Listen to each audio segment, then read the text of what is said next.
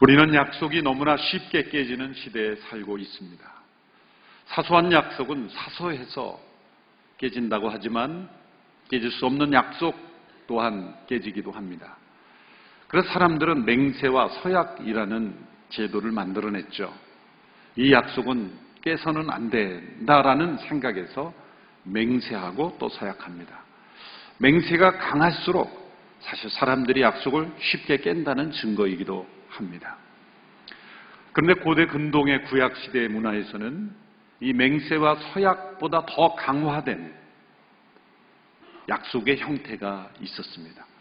그것이 우리말로 언약이라고 번역된 그런 약속의 형태입니다.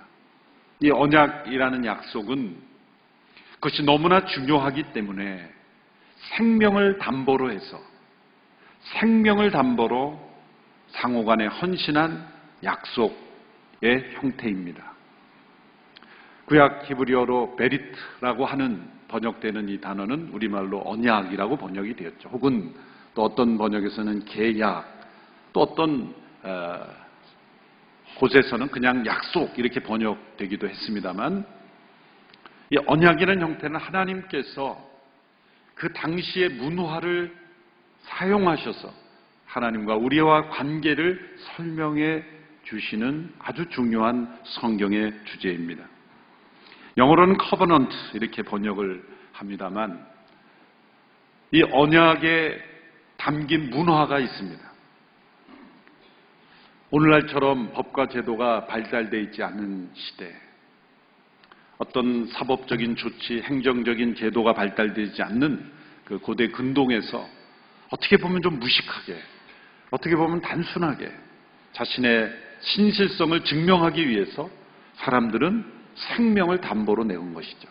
그래서 그 언약을 체결하는 의식을 보면은 동물을, 그 언약의 증거가 되는 동물을 둘로 쪼개고 피가 절절 흐르는 그 동물을 좌우로 나누고 그 동물 사이로 그 계약의 당사자가 지나감으로써 만일 이 약속을 내가 어길 경우에는 이 쪼개진 동물처럼 내가 죽임당한 것이 마땅하다라는 서약의 의식을 체결했다는 것이죠.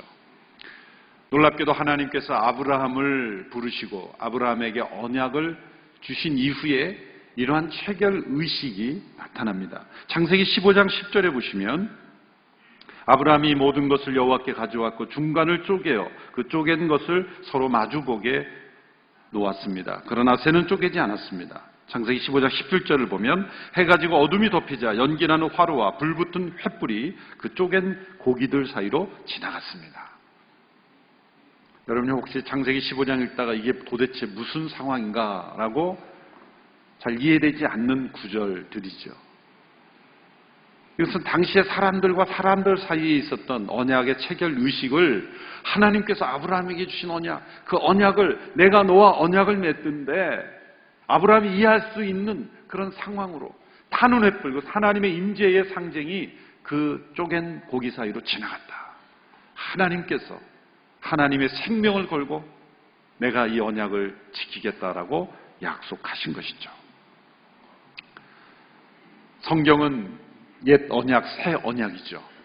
영어로는 Old Testament, New Testament.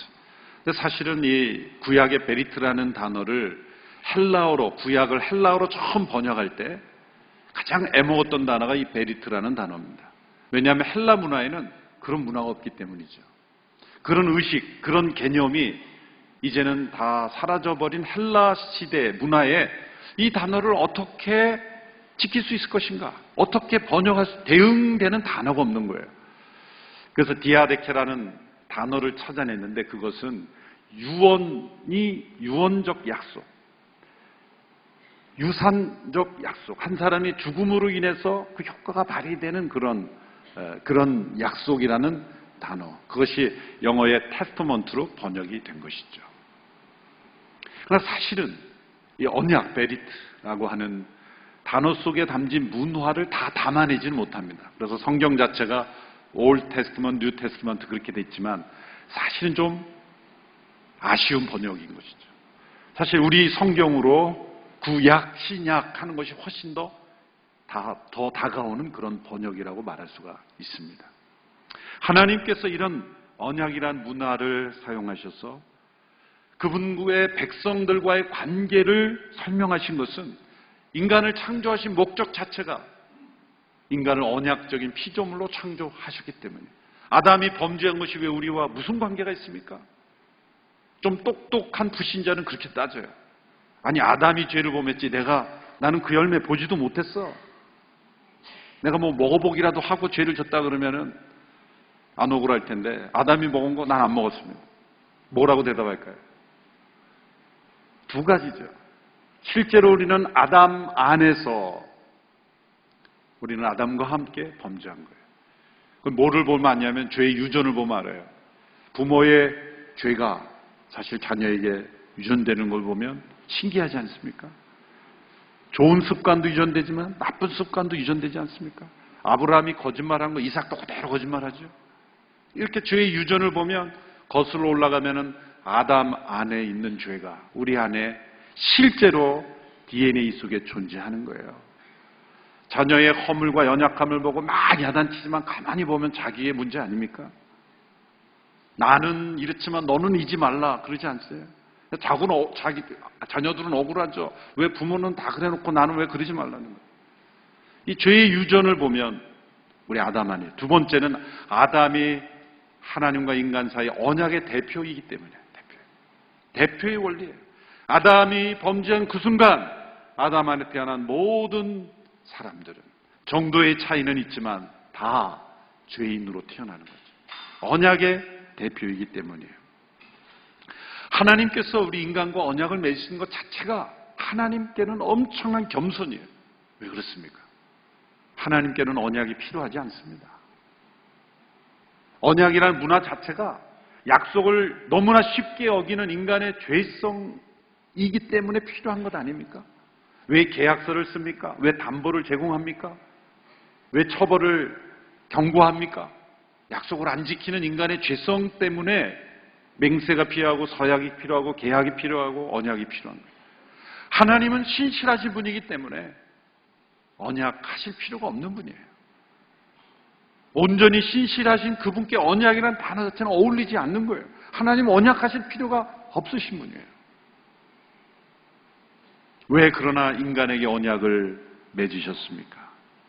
하나님은 이 언약을 인간에게 맺으심으로 인해서 마치 하나님 당신이 신뢰할 수 없는 존재인 것처럼 그렇게 표시된 거예요.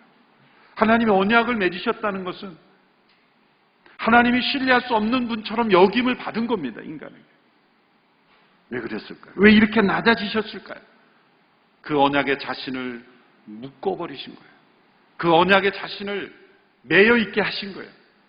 왜 이런 일을 했었을까요? 우리를 구원하시기 위해서요.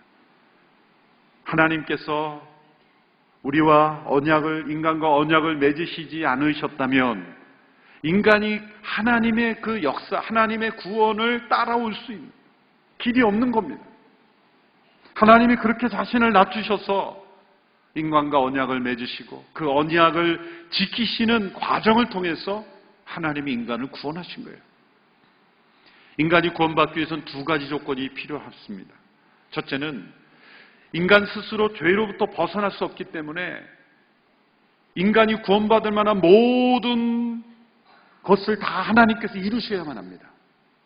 두 번째는 하나님께서 이루신 그 구원을 인간이 받아들일 수 있는 믿음이 인간에게 필요합니다. 하나님 편에서 하실 수 있는 것은 다 하신다 할지라도 만일 인간이 하나님이 이루신 것을 믿고 받아들이지 않으면 그 구원은 우리에게 적용되지 못하는 거죠. 하나님이 행하신 일은 완벽하게 행하시지만 문제는 인간에게 있는 거예요. 인간의 믿음조차 없는 거예요. 어떻게 인간 안에 이 믿음을 형성시켜 줄 수 있습니까? 어떻게 인간에게 스스로 만들어낼 수 없는 이 믿음을 만들어낼 수 있습니까? 그 도구가 바로 언약이었던 거예요. 그래서 하나님께서 오래 참으시는 애 가운데 인간 안에 이 믿음을 일으키시기 위해서 언약이라는 방법을 사용하신 거죠. 이 내용은 웨스트민스터 신앙고백 제7장 1항에 벌써 1항에 나와 있는 내용입니다. 제가 한번 그 내용을 읽어드리도록 하겠습니다. 하나님과 피조물의 격차는 너무나 크기 때문에 이성적인 피조물들이 자기의 창조주신 그분께 마땅히 해야 할 복종을 한다고 해도 그분으로부터 축복이나 상급을 가질 수 없기에 오직 하나님 편에서 어느 정도의 자발적인 낮아지심에 의하여 베풀어 주심에 의해서만 가능한데 이를 언약의 방식으로 나타내시기를 기뻐하셨다. 제가 지금까지 설명한 내용을 압축하다 보니까 좀 문장이 어렵게 느껴진 거예요.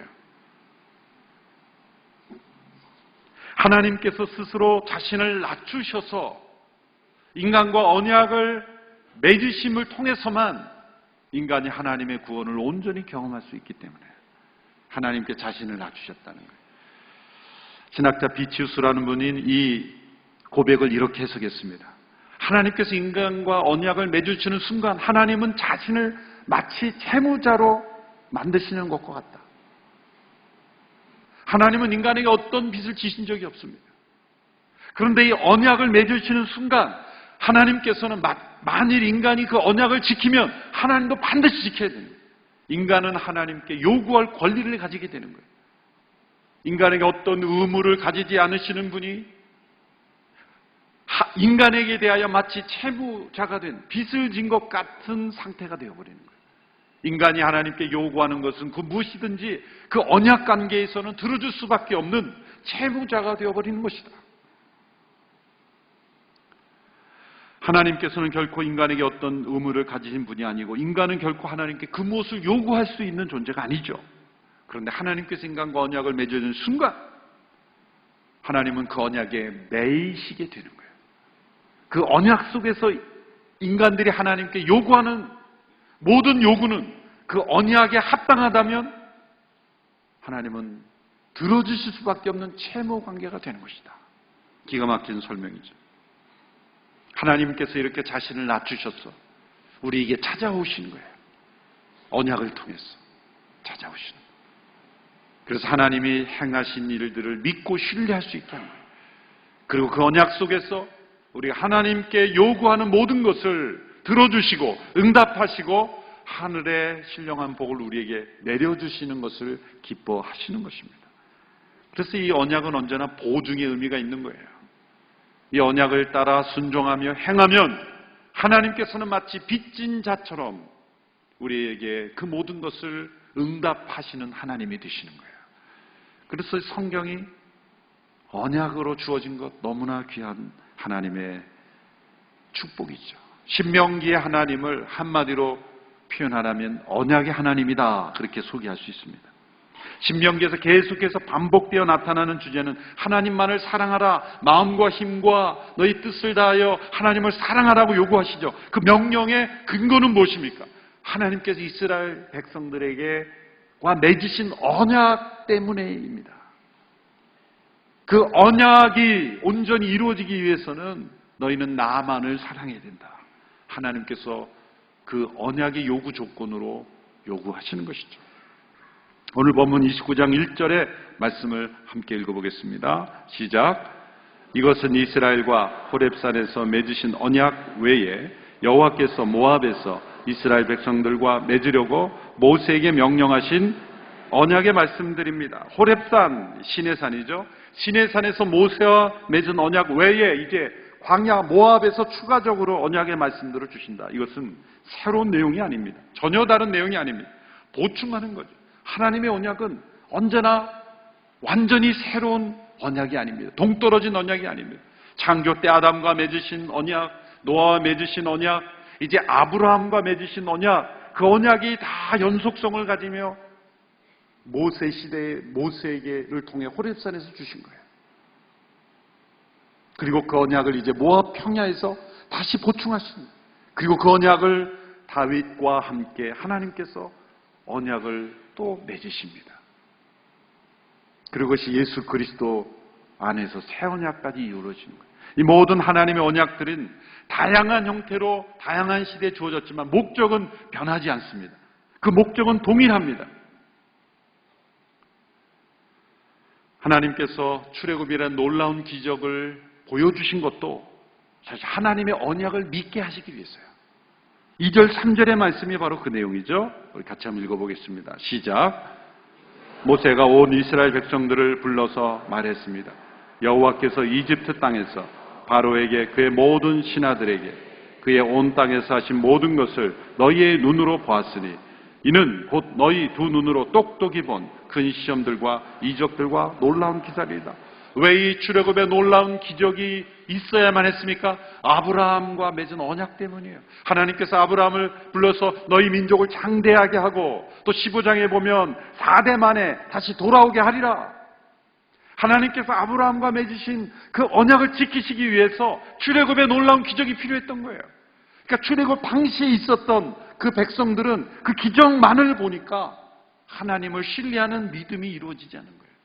이 기적만을 보지 마라.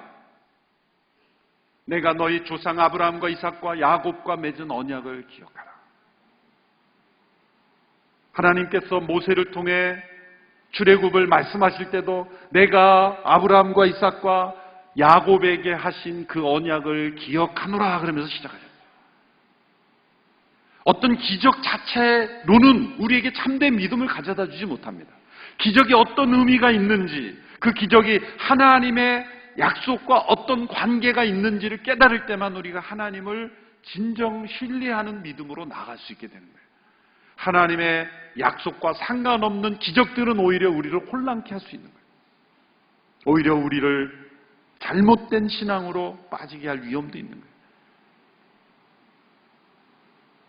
4절의 말씀이 바로 그런 말씀이죠. 4절 말씀 우리 같이 읽어보겠습니다. 시작. 그러나 오늘까지 여호와께서는 너희에게 깨닫는 마음이나 볼 수 있는 눈이나 들을 수 있는 귀를 주지 않으셨다. 출애굽의 놀라운 기적을 경험했어도 그 백성들이 광야를 지나는 가운데 정말 살아계신 하나님의 언약의 의미를 깨닫기 전까지는 그들에게 깨닫는 마음, 듣는 귀, 볼 수 있는 눈이 주어지지 않았다는 거예요. 하나님께서 원하시는 것은 바로 이렇게 깨닫는 마음, 볼 수 있는 눈, 들을 수 있는 귀, 이게 뭡니까? 마음과 눈과 귀, 전인격적인 믿음이라는 거예요. 전인격적인 믿음이 요구되는 거예요. 그래서 하나님은 그들을 광야로 이끄신 거예요. 광야는 우리의 마음과 눈과 귀를 여는 장소입니다. 만일 광야가 없는 기적만 있다면 그 영혼은 하나님을 믿는 것이 아니라 기적 자체만을 믿게 되는 위험에 빠지는 것입니다. 평야에서는 볼 수 없었고 풍족한 환경에서는 들을 수 없었던 생생한 하나님의 음성을 듣고 하나님의 언약을 기억하게 되는 것입니다. 이 5절 6절의 말씀 함께 읽어보겠습니다. 시작. 여호와께서 너희를 광야에서 이끌고 다니신 그 40년 동안 너희 옷은 해지지 않았고 너희의 발의 신발도 닳지 않았다. 너희는 빵을 먹지 않았고 포도주나 다른 술을 마시지도 않았다. 여호와께서 이렇게 하신 것은 주께서 너희 하나님 여호와임을 알게 하려는 것이다. 광야는 하나님께서 얼마나 언약에 신실하신 하나님인지를 체험하는 장소입니다. 왜 광야에서 하나님의 언약의 신실함을 체험합니까? 붙잡을 것이 없기 때문이죠. 붙잡을 것이 하나님의 약속밖에 없기 때문에 그 하나님을 마음으로, 귀로, 눈으로 확실히 보며 만나게 되는 것입니다. 하나님의 언약의 목적은 6절에 나온 대로 너희 하나님 여호와이심을 알게 하는 것이다. 12절 13절에는 더 자세하게 이 말씀이 해설되어 나옵니다. 12절 13절 같이 읽습니다. 시작.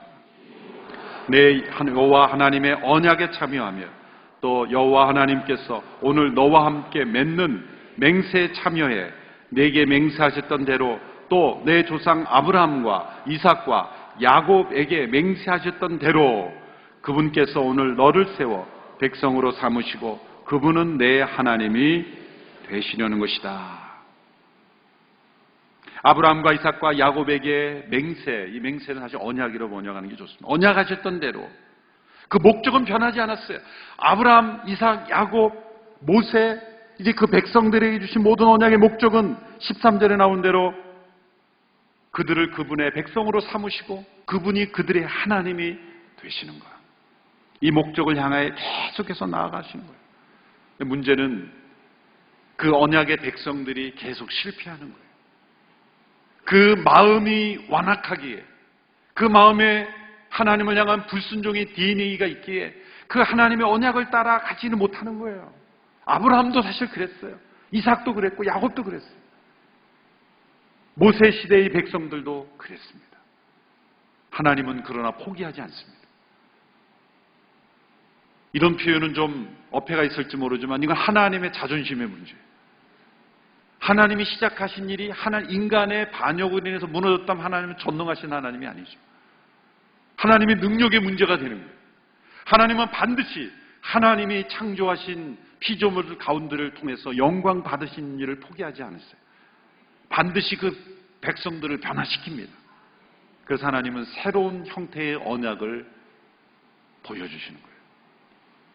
신명기 30장 6절, 이게 29장 30장이 다 연결이 되어 있는데 이렇게 다 설명하다 보면 2부 예배까지 다 해야 되기 때문에 빨리 지나가서 30장 6절에 가시면 하나님께서 어떠한 새로운 언약을 보여주시는지를 한번 읽어보도록 하겠습니다. 시작. 너희 하나님 여호와께서 너희 마음과 너희 자손들의 마음에 할례를 베푸시고 너희가 그분을 너희 온 마음과 온 영혼으로 사랑하게 하셔서 너희를 살게 할 것이다. 너무나 중요한 새 언약의 말씀이에요. 새 언약은 예수님이 처음 말씀하신 게 아니라 신명기에 하나님께서 이미 모세를 통해서 주신 약속이에요. 마음의 할례를 베푸시고 아무리 좋은 언약의 약속들을 주셔도 아무리 풍성한 약속들을 주셔도 마음이 망가졌기 때문에 그 언약을 지킬 수 없기 때문에 너희 마음의 할례를 베푸시고 이 말씀을 드린 대로 너희의 마음과 영혼으로 하나님을 사랑하도록 하나님께서 하신다는 거예요. 전적인 하나님의 은혜로 우리의 마음을 새 마음으로 변화시켜 주신다는 거예요. 이스라엘 백성들이 이 모세를 통해 주신 언약, 우리가 지난주에 저주에 관한 엄청난 섬찟한 그런 언약의 내용을 살펴봤죠. 불순종할 때 어떤 저주가 임하는지, 그 실제로 일어난 사건이 이스라엘의 바벨론의 멸망이요 아수르에 의한 멸망이죠. 그 멸망의 한복판에서 하나님께서 예레미야를 통해 주신 약속의 말씀이 있죠. 예레미야 31장 31절에 33절의 말씀 같이 읽어보겠습니다. 시작.